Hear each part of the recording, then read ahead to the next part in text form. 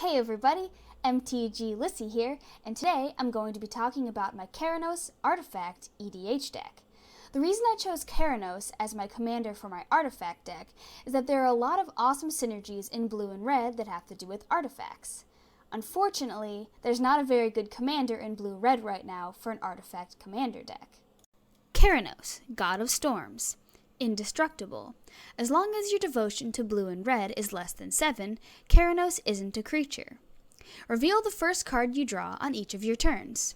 Whenever you reveal a land card this way, draw a card. Whenever you reveal a non-land card this way, Keranos deals 3 damage to target creature or player. As you can see, Keranos is a good choice for this deck because he generates card advantage all on his own, despite the fact that he has no direct synergy with all the artifacts we'll be playing. So, let's get into it. Why build a Keranos Artifact EDH deck? Well, the reason I built the deck was because I wanted to have an inconspicuous deck that could sit in the corner, build up, play a bunch of artifacts, ramp to a ton of mana, and then randomly win out of nowhere. So, how will we achieve the goal of randomly murdering our opponents out of nowhere? First, we're going to play a bunch of mana rocks. You need a lot of mana to do all of your silly artifact shenanigans. Next, we're going to play a bunch of value artifacts with the mana you now have in play.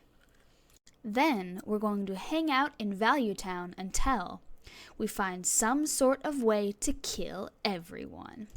Here are some options for killing everyone. Smash them in the face with a dragon. Burn them out with a burn spell. Swarm and overwhelm them with a bunch of little artifact creatures. And if all that doesn't work, you can always pull out the Wombo Infinite Combo.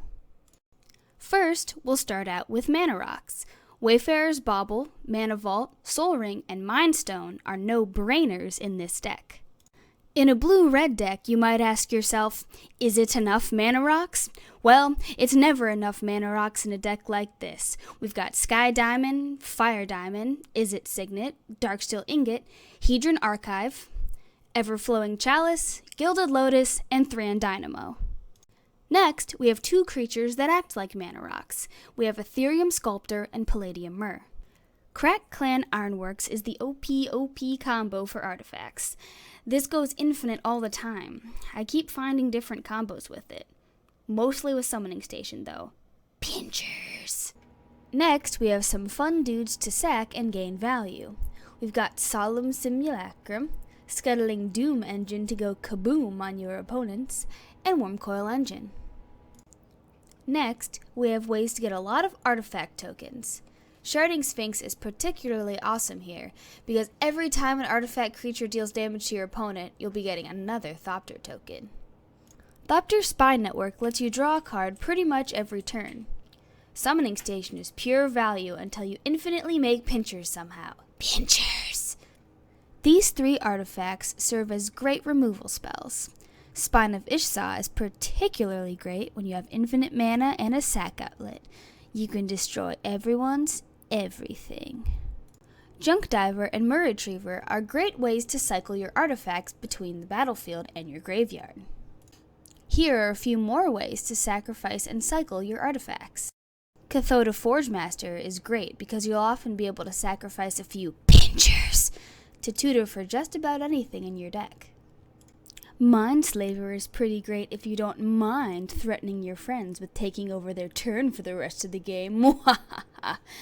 Steel Hellcat is also pretty good for repeatedly removing any problem permanents.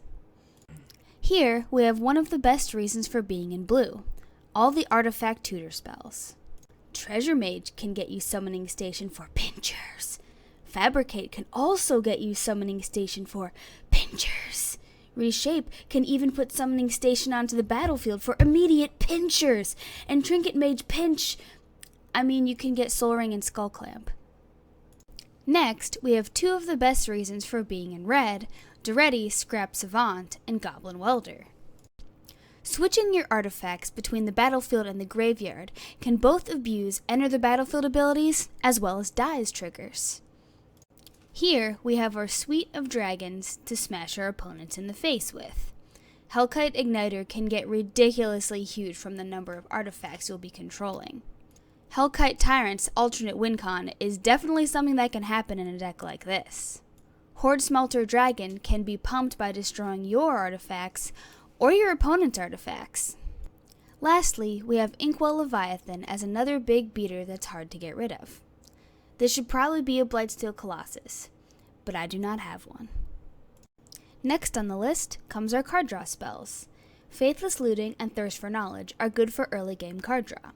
Wheel of Fortune and Reforge the Soul are great for refilling later and maybe screwing up an opponent with a lot of cards in hand or who may have tutored.